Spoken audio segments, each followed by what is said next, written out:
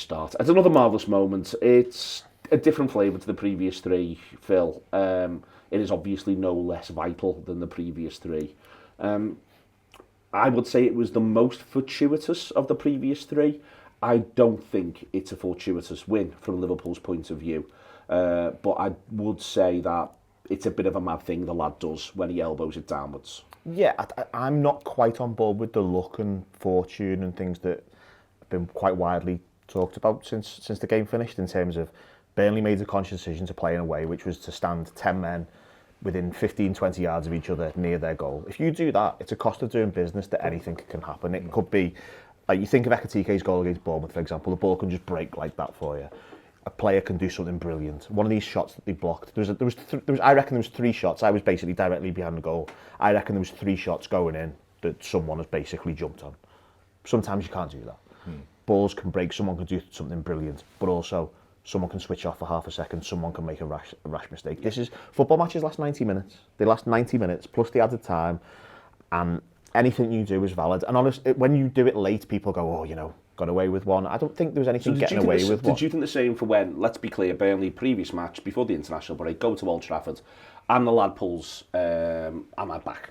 And is your position on that, well, that's because Burnley had fallen into a shell? Put yourselves in that position. Things like this just can happen. And it's all well and good saying, oh, well, you know, he shouldn't have done it and he could have not done it and Liverpool have drawn 0. That's absolutely fine. But if you put yourselves in a position where that can happen, you open yourself up to it. Like, it's really, really hard to do what they did for 90 minutes. And it was very impressive that they managed to get as far as they did without switching off for half a second, without leaving a little gap somewhere, with having the force of mind to go, oh, he's going to shoot, I'm going to throw myself in front of that ball. Because I think there were more block shots than we actually had shots on target, because block shots and don't count as shots on target. And I thought it was very impressive what they did. They were really impressive at making us, having all of their players within the width of the penalty box and giving us the width, which we didn't use very well. We'll come on to that later, I imagine. They were very good at everything they did, but you have to be absolutely perfect to do that for 90 minutes when there's a gap between the two teams. And I'm just not sure it's a luck thing. I think, listen, it could have finished 0-0, but ultimately they were lucky that Liverpool didn't score earlier. And if you want to talk about luck, the luck is that they managed to get as far as they did before something like that happened. Because I just don't think in a Premier League game you can offer as little, commit to getting 0-0 and then go, well, we didn't get it, it was bad luck. It's not bad luck, it's a conscious decision, it's a cost of doing business. I think they look super organised and you've got to give them loads of credit for that, but the minute we make the subs and go, we're just going to do something a bit mad here and play 4 or 5 forwards and stretch the whip with Rio and Frimpong, I don't think Hannibal would have been going out to Mo Salah whipping that crossing. But I think the minute that you've kind of, and we've all played in games, you've overloaded them, somebody's got to get out to it and you've forced a mistake. So I think ultimately there's a bit of credit in that, even though it's a bit messy and like Phil said, there's the pressure of doing business playing like that. But we've known that they're not going to get out their own half, and ultimately we've just put it right on top of them and then forced a mistake. The thing about it is, for me, is that yes, they were very much in those 2 walls of 4 and 5 in front of the penalty area. But when they did win the ball back in those areas, they did have a plan of how they were going to score. They just weren't able to do it often enough. And I think we have to give Liverpool credit in terms of the times they did break. If you compare it to the game against Bournemouth, we did a lot better job of cutting off those breaks before they got to the point of taking a shot. But it's funny, because Scott Parker pointedly didn't say he blamed Hannibal after the game. He said, you know, it's just one of those things that can happen.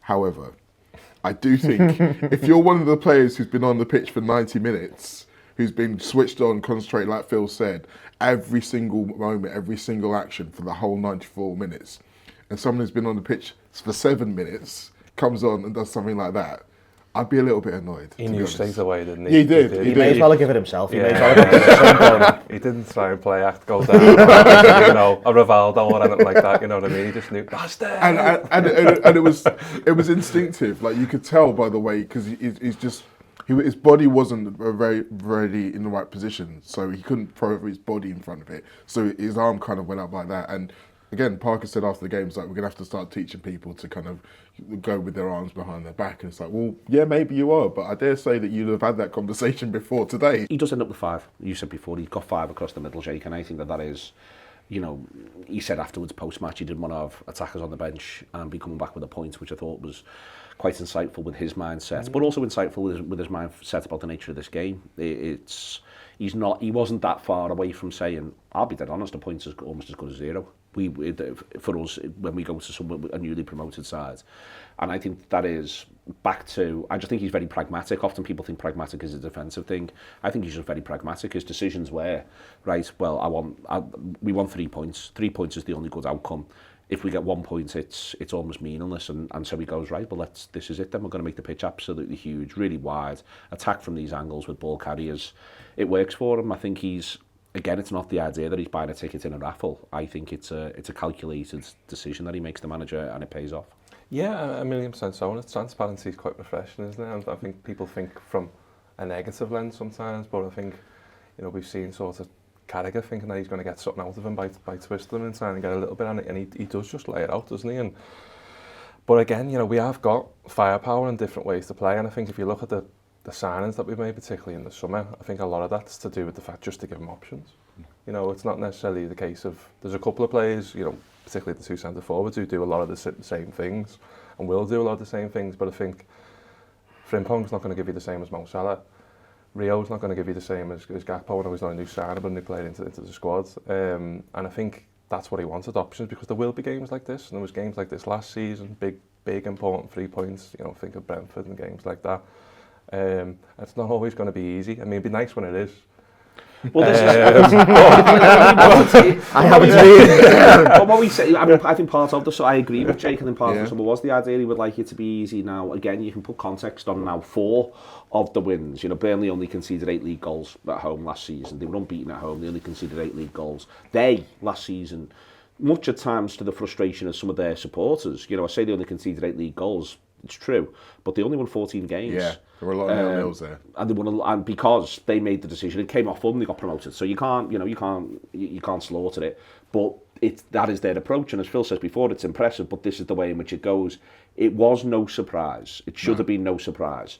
So does the manager maybe need to think, well, I wanted more straightforward wins. Did they give us the best chance from the outset in this one? Maybe that might be something he reflects on. Yeah, I think so. I mean, it's difficult, isn't it? Because I think if this was a game maybe 4 or 5 months further into the season, you could have maybe seen an argument to have Rio starting over Gakpo. Because I think what we were talking about in terms of packing the middle of the pitch, the thing with Gakpo is that he doesn't use the width. He always wants to come inside, whereas Rio is more naturally someone who's going to try and trouble you on the outside. But not only that, he's someone who's going to draw more than one player to him. So there's going to be more space inside to kind of work your magic. And maybe you're thinking it's still a little bit too early to say, okay, I'm going to throw you in a start away from home in a tough atmosphere like Burnley. But a few more reps in the team and maybe he would have done. So that's something you can reflect on. I hope you're enjoying this free show at the moment. Loads of excellent, exciting stuff on the Anfield app. If you want to be part of the whole thing, you can download the Anfield app and go from there. Or you can subscribe via the YouTube membership as well for video-only content and other bits and pieces. We love doing these shows. We love that you watch them. So come, be part of the journey with us.